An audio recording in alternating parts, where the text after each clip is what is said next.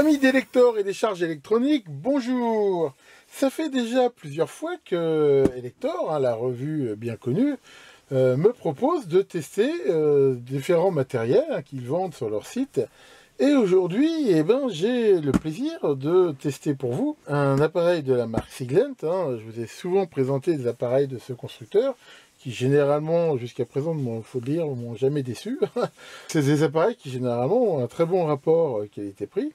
Et aujourd'hui, quelque chose qui m'intéresse particulièrement en même temps, c'est de tester une charge électronique qui est justement fabriquée par Siglent.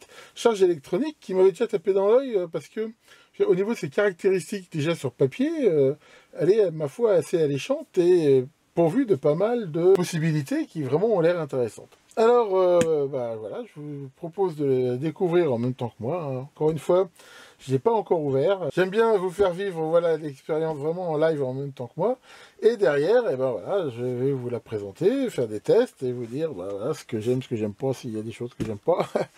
Et voir ça. Alors, allons-y gentiment. Donc, je l'ai reçu là, directement de Siglent, ici.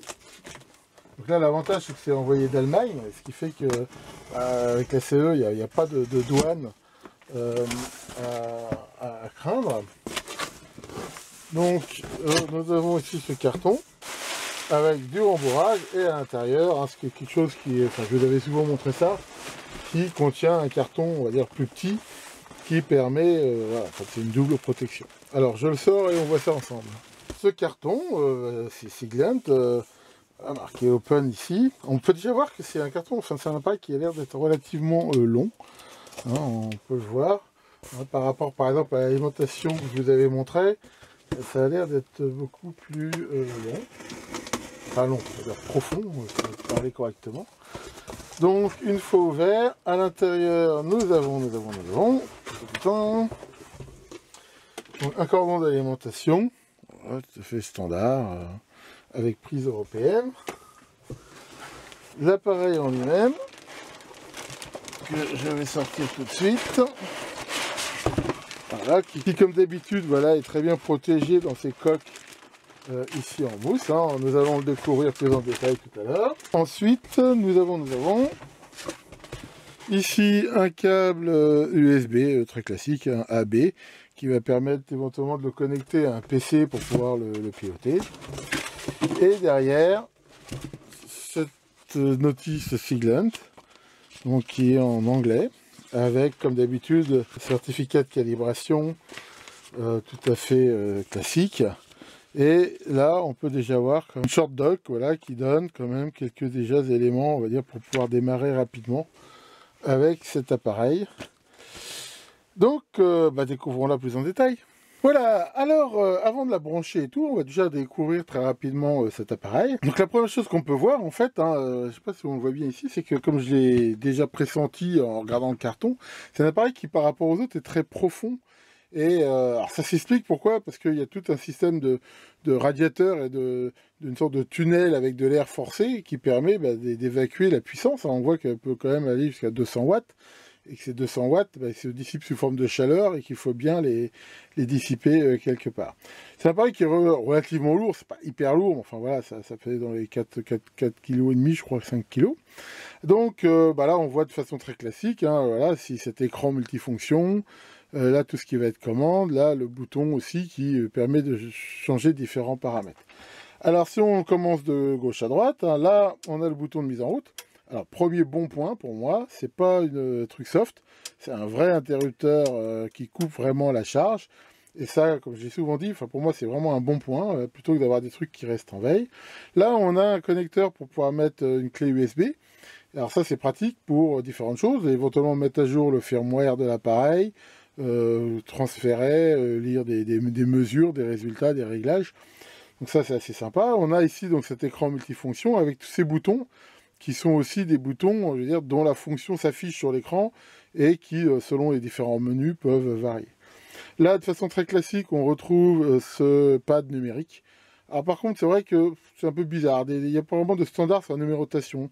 Là, le 1 est en haut, des fois c'est en bas. Enfin, on ne sait jamais trop. Enfin, bon, c'est pas très gênant. C'est des touches en une sorte de silicone. Ma foi, c'est assez agréable.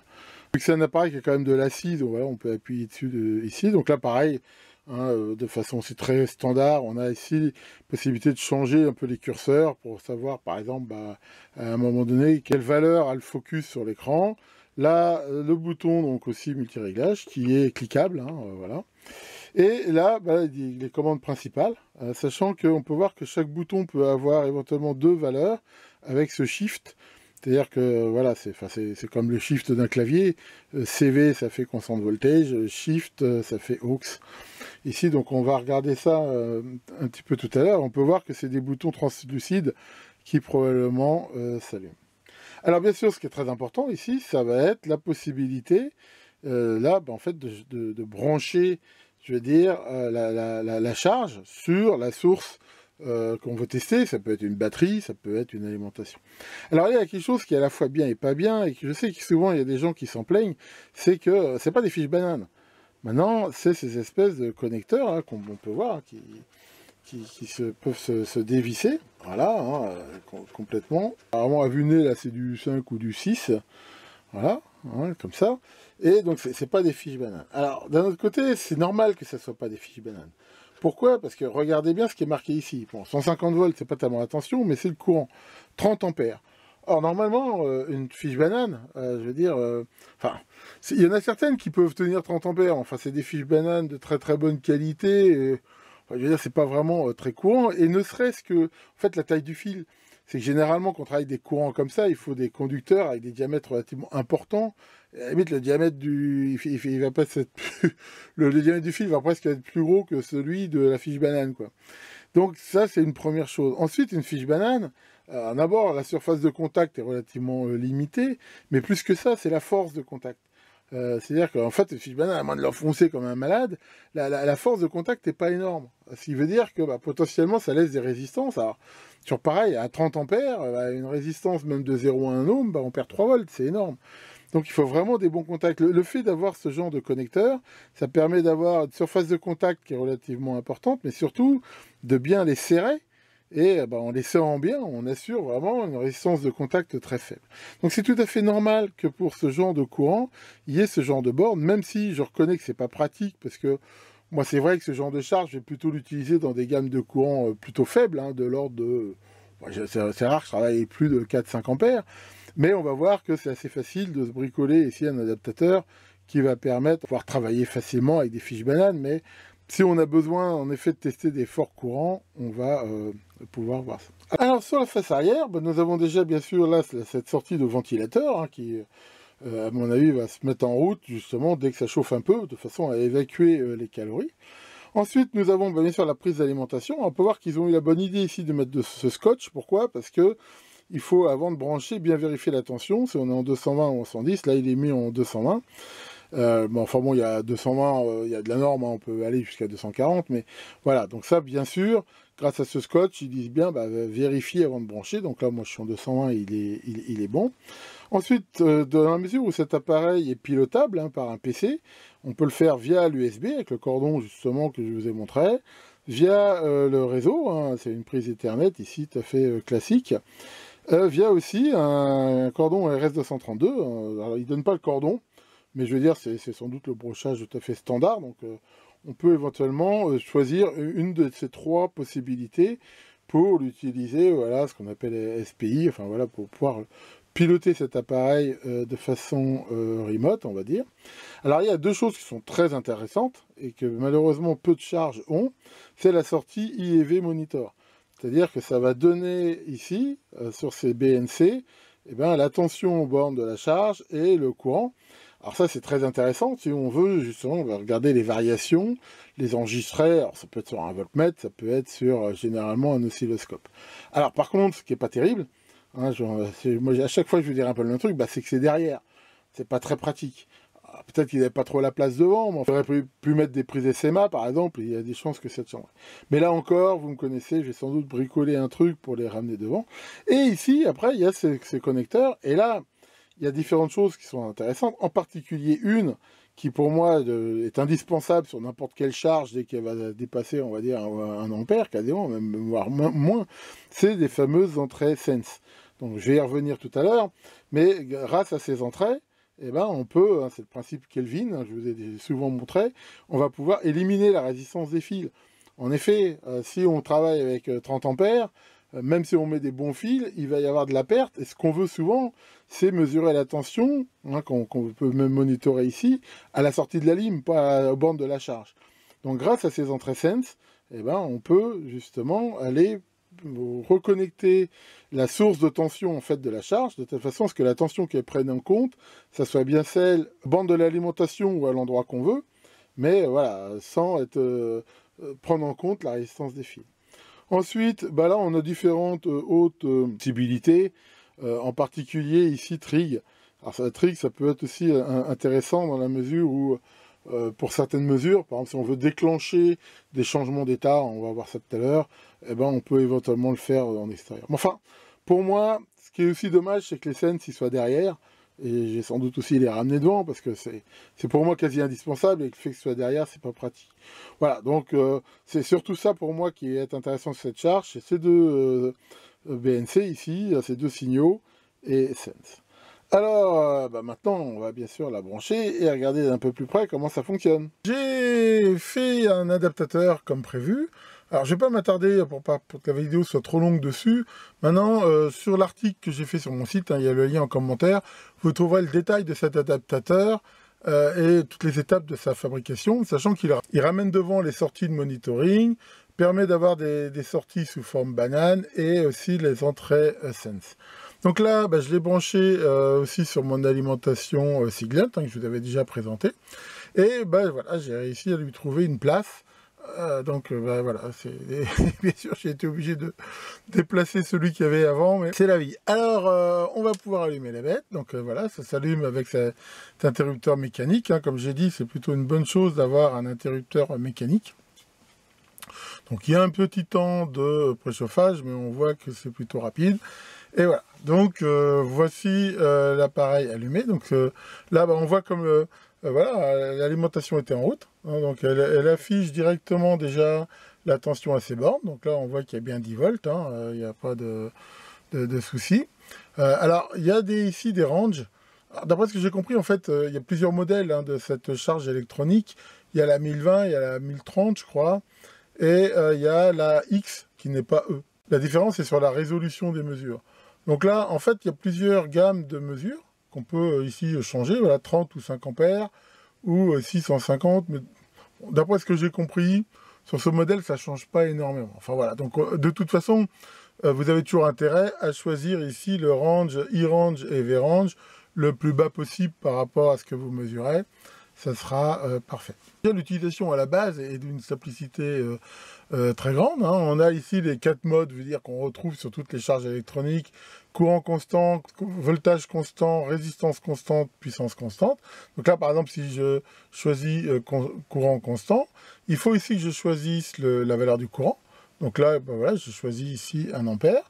Donc cette valeur, pour info, comme d'habitude, hein, c'est très classique, soit on la choisit, on peut la régler même en cours de route avec ici le bouton, ou à l'aide du clavier.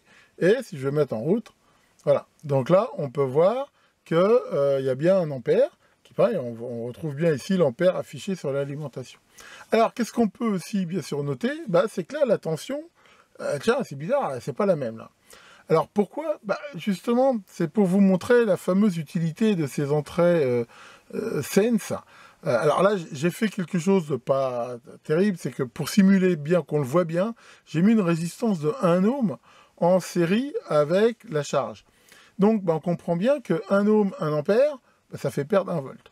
Mais voilà, imaginez que c'est 30 ampères, même avec des résistances plus faibles, là on perd de la tension. Et ça c'est toujours gênant, parce que en gros, moi ce que je veux souvent mesurer, c'est mon alimentation, et l'alimentation elle sort bien 10 volts. Ça veut dire qu'elle, la charge, bah, comme il y a 1 volt de perte dans les câbles, eh ben, elle ne va plus que 8. Donc pour justement aller contre ça, hein, on peut aller très facilement ici dans Utilities, et là dans Config, voilà, je vais choisir ici Sense, ça veut dire que je lui dis de ne pas mesurer la tension de sortie aux bornes de la charge, mais sur les entraits que justement j'ai ramené devant. Et qu'est-ce qu'on peut voir maintenant? Que quand je remets en route la charge, maintenant j'ai bien la même tension des deux côtés. Pourquoi? Parce que grâce là à ces deux fils Sense que j'ai ramenés, que je ramène bien à la sortie de l'alimentation, eh ben, je mesure bien ça. Alors on n'est pas forcément obligé de les mettre à la sortie de la lime, mais si par exemple vous avez un système avec une alime, du fil qui va sur un montage, et après de là vous remettez un fil sur la charge, bah, mettez les entrées Sense directement là sur le montage. Donc voilà, pour moi c'est vraiment quelque chose d'important. Alors c'est vrai que là j'ai forcé le trait, et c'est évident que si je ne mettais pas cette résistance de 1 ohm, j'aurais quand même beaucoup moins de pertes. Mais voilà, et surtout quand on mesure des courants très forts, bah, la résistance des câbles, elle joue forcément. Donc ça pour moi, sur des charges électroniques, et surtout si elles ont des forts courants, c'est quand même une option pour moi vraiment très très importante. Cette charge, elle est super riche, vraiment. On va pas faire là dans la vidéo toutes les possibilités parce qu'elles sont vraiment très riches, mais je les ai bien détaillées dans mon article. Ce qu'on peut voir quand même, hein, c'est que, je rappelle que le mode courant constant, bah, c'est qu'elle elle débite toujours un même courant quelle que soit la tension. D'ailleurs, on peut le voir parce que si ici, voilà, on voit que je change la tension, eh ben, là, voilà, on peut voir que le courant reste toujours de 1 ampère. Maintenant, si je me mets par exemple en puissance constante, voilà, je lui dis tu délivres toujours 1 watt par exemple. Voilà. À ce moment-là, quand je la mets en route, on voit qu'il y a 1 watt et que si je fais varier la tension d'alimentation, eh ben, le courant se recalcule automatiquement de façon à ce que la puissance dissipée soit toujours de 1 watt. Voilà. On peut faire exactement la même chose avec tension constante et résistance constante. Bon, maintenant, honnêtement, dans la vraie vie, autant courant constant et surtout résistance constante, parce que c'est souvent, ça simule une vraie charge, ça a du sens. Puissance constante, tension constante, on va dire, ouais, ça peut servir, mais enfin, bon, c'est peut-être pas le truc qu'on fait le plus. Alors, elle a une autre chose qui est intéressante, cette alimentation-là, c'est qu'elle va permettre aussi de faire ça. C'est la première fois que je vois une charge qui fait ça, et c'est plutôt quelque chose de sympa, c'est qu'elle a un mode, on va dire, de court-circuit. C'est-à-dire que là, si je veux tester la limitation de courant de mon alim, voilà, il suffit que je fasse short, et là, ah ouais, alors là, par contre, il y a une sécurité, on peut voir, c'est que short is disabled. C'est-à-dire que, en fait, comme ça peut potentiellement être dangereux, par défaut, c'est pas autorisé. Et alors, c'est pas gênant, on va nous l'autoriser. Donc pour faire ça, il faut aller dans Utilities, hein, Short Enable, voilà, c'est là. Voilà, et donc maintenant, voilà, donc si je me mets ici en route, on voit que si je fais short, eh ben, voilà, ça fait un court-circuit. Et comme j'ai fait la limitation de courant de mon alim à 200 mA, eh ben, on voit que c'est bien le courant. Donc ça, c'est plutôt, ma foi, intéressant de pouvoir faire ça. Et quand on fait des séquences de mesure, on peut justement faire du short. Alors, ce qui est aussi super sympa, c'est que on peut regarder dans le temps un certain nombre de paramètres. Donc là, si par exemple, je me mets en résistance constante, voilà, et je dis je vais simuler une résistance de 100 ohms par exemple, voilà, donc là on peut voir que le courant s'adapte donc automatiquement, et ce qui est intéressant c'est que voilà, si je peux changer la tension, eh ben, on peut voir que bah, ça change bien le courant, et grâce à ce mode display, on peut mémoriser et visualiser un certain nombre de paramètres. Ça peut les enregistrer, on peut éventuellement choisir différentes, enfin la tension, le voltage, la puissance ou la résistance équivalente, on peut choisir la vitesse de défilement, c'est un petit peu comme un oscilloscope, et les valeurs qu'on enregistre, on peut soit les mettre sur une clé USB de façon graphique, soit sous forme de, voilà, là j'ai pas mis de clé, on peut aussi enregistrer les valeurs et les mettre dans un fichier CSV. Alors bien sûr, une des possibilités vraiment sympas, ça va être de pouvoir faire des analyses dynamiques. Donc dynamique, ça veut dire quoi? Ça veut dire qu'on va à un moment donné pouvoir faire varier la charge de différentes manières, de façon à pouvoir regarder ce qui se passe. Par exemple ici, je me mets en shift dynamique, et là, voilà, on peut choisir un certain nombre de paramètres, comme par exemple, lui dire, bah, tu vas rester là par exemple à 1 ampère pendant 100 millisecondes, et puis après à 100 milliampères pendant 50 millisecondes, et ainsi de suite. Et ça, on peut le faire avec différents modes. On peut le faire en mode continu, comme là. On peut le faire en mode impulsion, c'est-à-dire quand je vais appuyer sur la mise en route, ça va le faire un seul coup, un petit peu comme un monostable. Je peux aussi le faire en mode toggle, c'est-à-dire en fait, à chaque fois que j'appuie, ça passera entre 1 et 2. Et c'est là aussi qu'on va pouvoir voir l'intérêt de pouvoir visualiser sur ici les sorties, voltage et ampères, justement ce qui se passe sur un oscilloscope. Donc là, par exemple, je mets en route. Donc là, ça va assez vite, mais on peut voir en effet que le courant ici change. Alors on peut aussi le regarder là au niveau du display, et surtout, ça va me permettre, hein, comme je l'ai fait ici, de mettre un oscilloscope. Donc là, j'ai mis aussi ce super scope Siglent que j'aime beaucoup, là, le SDS 1202XE, avec ici la voie voltage et ici la voie courant, sachant que le voltage, je l'ai mis en couplage alternatif, et ça montre aussi, par exemple, l'excellente qualité de l'alimentation, vu qu'on peut voir que le courant ici varie bien entre les deux valeurs. On peut voir que ça le fait ici par petites étapes, et que la tension, elle bouge pas. Si la lime n'était pas très bonne, on verrait ici des variations, alors que là, j'en vois pas du tout. Donc voilà, ça c'est typiquement quelque chose qui va permettre une analyse dynamique, et c'est bien sûr très très utile, surtout lors de la mise au point d'alimentation. Un truc par contre que j'ai découvert, c'est que bizarrement, je comprends pas trop pourquoi c'est comme ça. En fait, les sorties VEA, elles sont pas actives par défaut.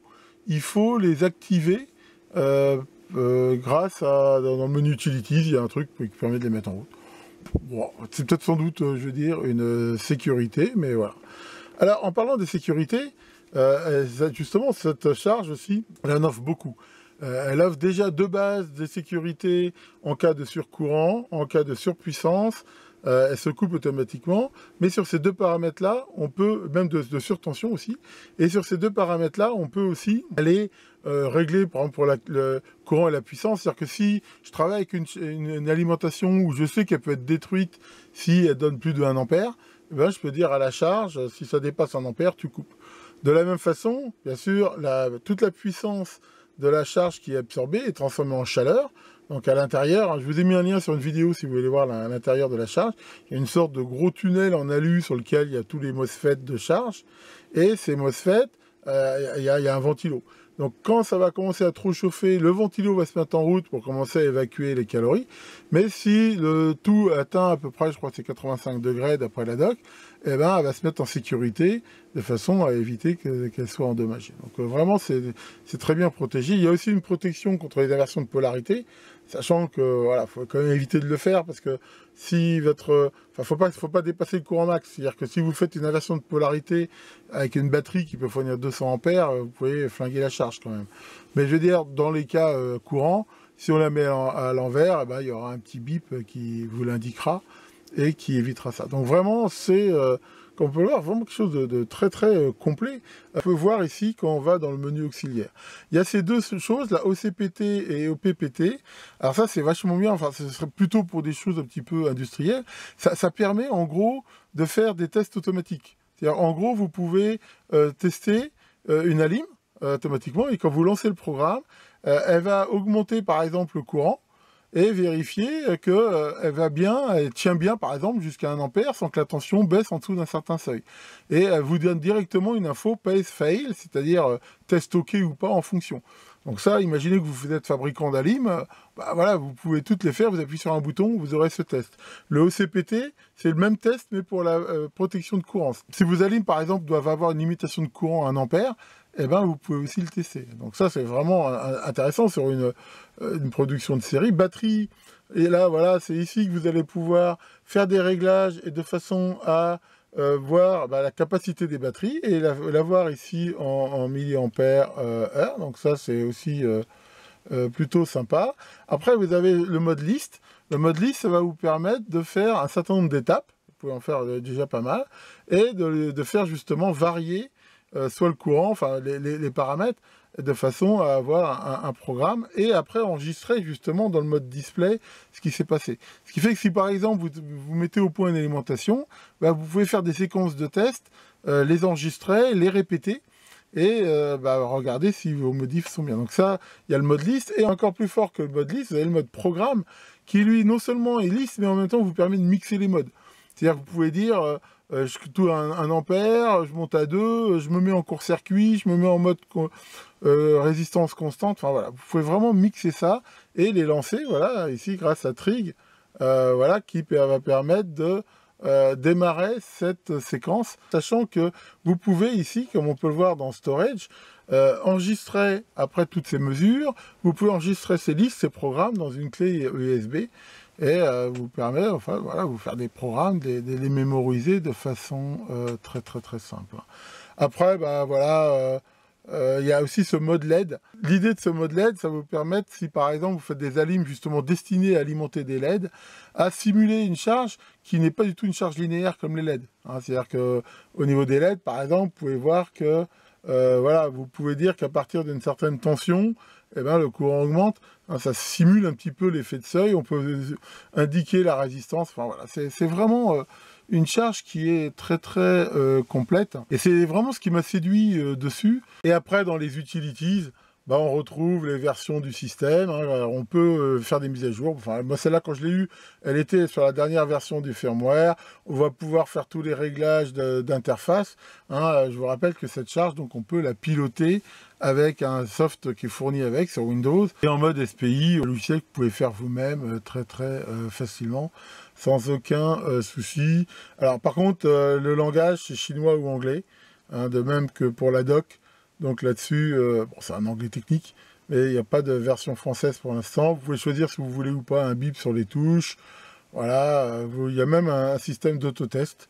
Vous voyez, vous pouvez tester automatiquement l'écran, les boutons, et ça, c'est vraiment un appareil très complet. Donc voilà, hein, pour la présentation de cette charge, hein, comme je vous l'ai dit, hein, c'est vraiment extrêmement riche. Donc voilà, je vous ai montré, je pense, les principales possibilités. Si vous voulez en savoir plus, vous pouvez de toute façon télécharger gratuitement la doc hein, sur le site Siglent et aller sur donc l'article que j'ai mis sur mon site, hein, qu'on peut voir ici. Et voilà, donc déjà ce que je peux dire, c'est que je lui donne quand même une excellente note, hein, 18 sur 20. Et je vous laisse lire hein, pour ceux que ça intéresse toute ma prose. Mais voilà, en gros ce qu'on peut dire, c'est que la conclusion, c'est que si je devais en garder qu'une, eh ben ça serait à coup sûr celle-ci. Hein, parce que vraiment, c'est vrai qu'elle a un prix qui est relativement élevé par rapport à d'autres, mais vraiment le prix pour moi est complètement justifié. D'abord parce qu'elle est vraiment très complète. Enfin voilà, je veux dire, quelque part elle est full option. Hein. Il y a vraiment à peu près tout ce qu'on peut rêver sur une charge. Elle est d'excellente qualité. Et vraiment, que ce soit pour un amateur éclairé ou un professionnel, vraiment, je pense que, enfin voilà, le prix pour moi est justifié par la qualité. Alors rapidement, ce que j'ai vraiment aimé donc sur cette charge, bah, déjà le design, la qualité globale. Hein, de toute façon, j'ai jamais été déçu hein, par Siglent qui généralement fait quand même d'excellents produits. L'écran est super lisible. Vraiment, enfin, de très bonne qualité. L'utilisation, c'est agréable, c'est simple. Enfin voilà, il n'y a pas de piège. Le fonctionnement, bah, on peut voir, est silencieux. Moi, avec tout ce que déjà j'ai fait pour l'instant, le ventilo s'est jamais mis en route. Et bah, maintenant, enfin voilà, d'un autre côté, je reconnais que je lui ai pas non plus mis des ampères. Enfin, j'ai fait quand même une fois un test rapide avec la plus grosse alim que j'avais.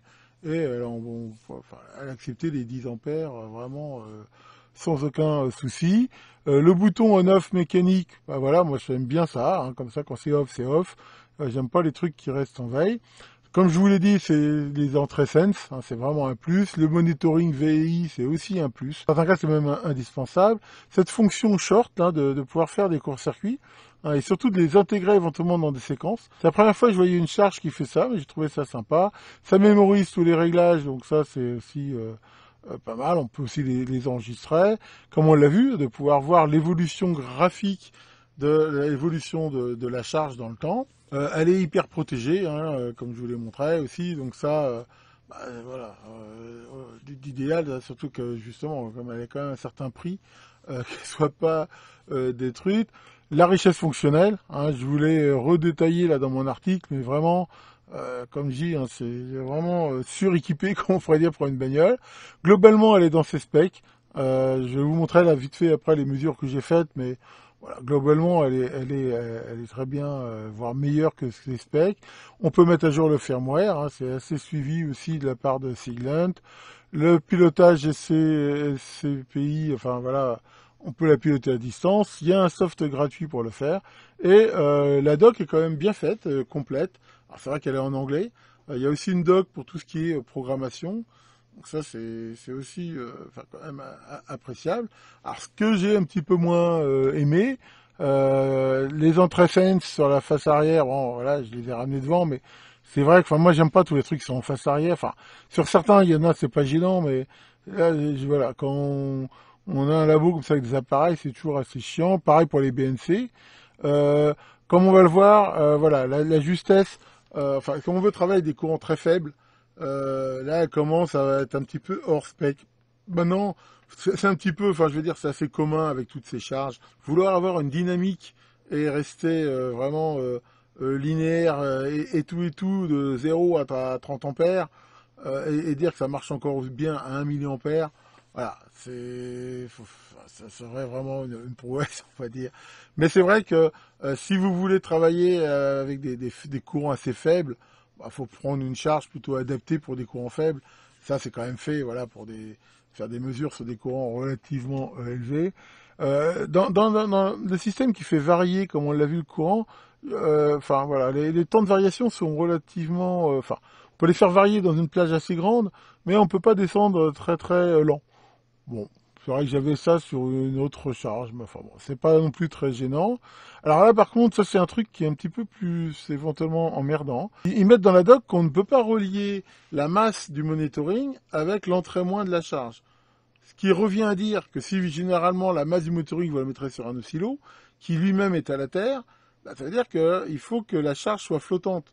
Or, si vous regardez une alim de PC, par exemple, où le moins est sur R, justement, eh ben là, vous aurez un problème. Alors, je pense que c'est sans doute parce que ça doit court-circuiter le shunt de mesure, en fait, hein, ça se comprend. Mais voilà, ça, c'est un truc, faut y faire attention. Je pense que si on le fait, je pense pas que ça endommage quoi que ce soit. Par contre, enfin voilà, ça va faire des mesures fausses.